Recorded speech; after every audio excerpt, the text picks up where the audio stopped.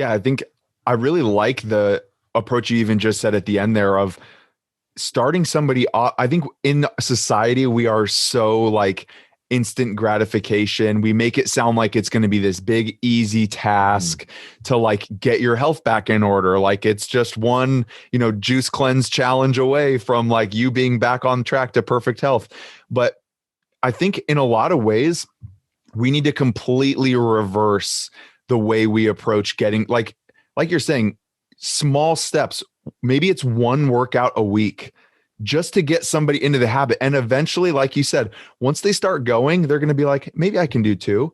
I think I'm ready for two. But all the while you're building the habit way easier than if you were just beating somebody down with a 5 workout a day plan. And I feel like too much we try and pander to people's impatience and instead of, like you're saying, being the professional and being like, no, you don't need that.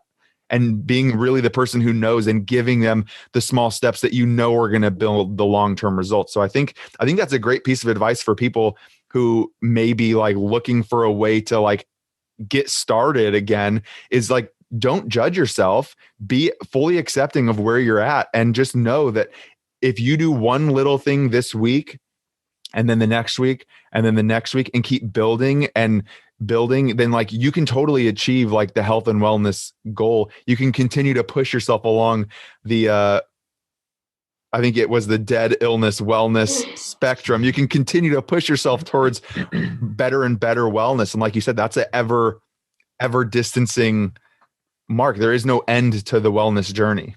And I think that's such the exciting piece to me. I look at it as not like, because I do think we have a lot of that, the need for something instant, right? And again, society shapes a lot of this in many different ways, shapes, and forms.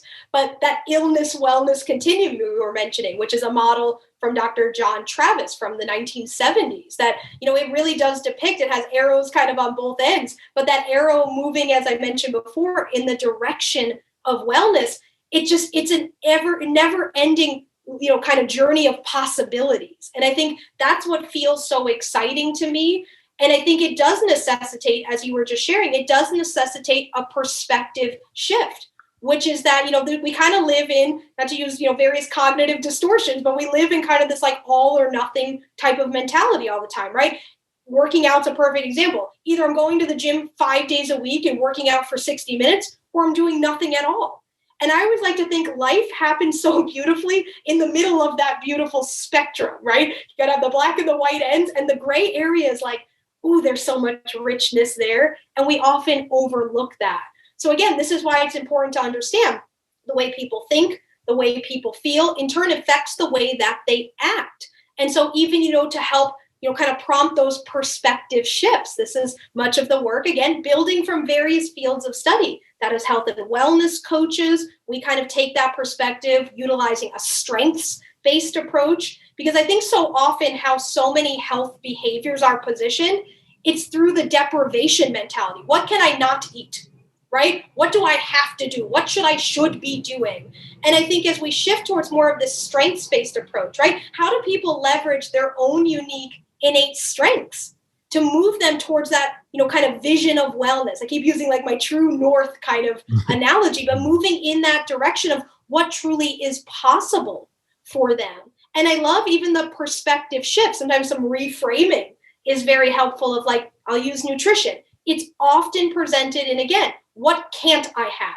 And what's so exciting, if we actually, again, look, I won't even get into dissecting all the various dietary patterns and fad diets that are out there. But if we look at the common foundation, it actually is, what can I add to what I'm doing, right? If I change nothing about what I'm doing except add something to it. So notice it's not, what should I stop doing?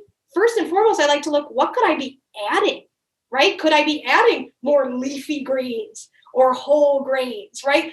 I think that is such an exciting possibility for individuals too, to look at what can I add? Because often when we add things, then we start to, as we add those things, we start to then, as a byproduct, start to, kind of fall by the wayside, some of those things that maybe are unhealthful. Same thing with exercise. What could I be adding? How could I add more movement to my day, right? Not I have to have it look like this, but to explore the plethora of possibilities for how we can live a more rich, engaging life that sets us up to thrive.